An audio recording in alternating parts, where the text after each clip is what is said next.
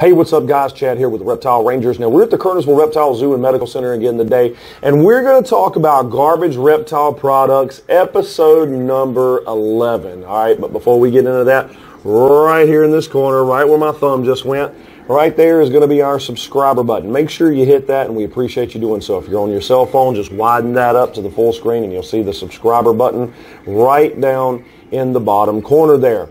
Now, let's go right into this. A lot of times when people go into a pet store, they look online, whatever, they buy the starter kits, or they already have their habitat, a lot of the times they'll buy feeder tweezers. Okay. Now, especially for things that's going to require bugs, especially bugs, because a lot of the people that come in or go into the stores don't want to touch the bugs themselves. So they want to buy a pair of feeding tweezers so that they don't have to touch the bugs but can still feed their animal exactly what they need to.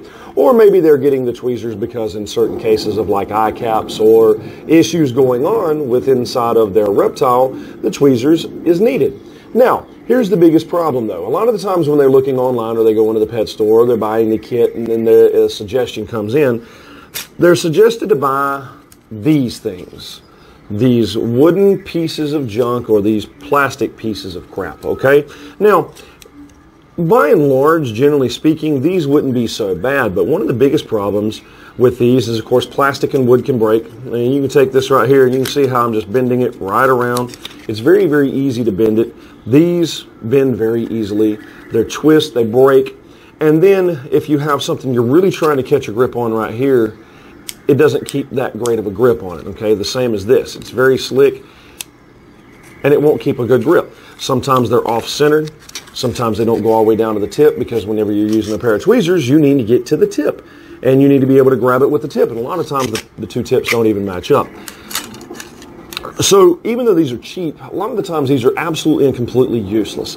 If you really are going to just go ahead and get some tweezers, of course, a lot of the times ladies will have tweezers anyways because of nail kits and makeup bags and things like that. They'll already have things such as, you know, metal tweezers like these.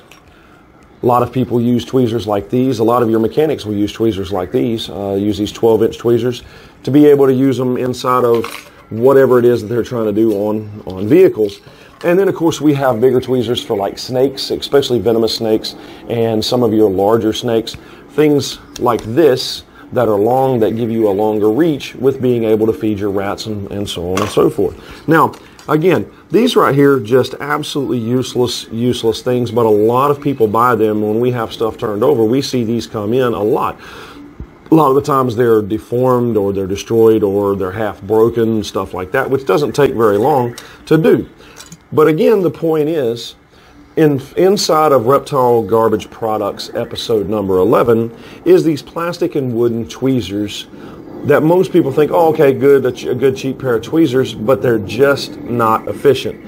Just go ahead and get yourself a good pair or sets of metal tweezers from 18 to 24 inches to 12 inches down to the little bitty ones, whether they have the flat head like this one or whether they have the small pointed tip, for whatever application that you need them for. You can find them fairly cheap pretty much anywhere, but just avoid spending the money on these, as these are not going to last nowhere near as long as those do.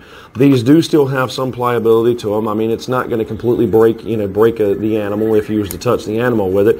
It still has the capability of being able to bend a little bit, but it's not going to bend so much that you can't get a good grip on them, but also stiff enough, and usually they're even enough that it's going to be able to do the job, even down to a fine point tip that you're needing it to do. Okay, this has been Reptile Garbage Products, episode number 11, which would be the plastic and wooden tweezers that you would find in your pet store and online, just the cheap old tweezers. Okay, this is Chad. We are the Reptile Rangers here at the Kernersville Reptile Zoo and Medical Center. We appreciate you following along. Make sure to hit the subscribe button, the like button, the bell for notification. Make sure to leave a comment or write us in and let us know of other things you want us to film about.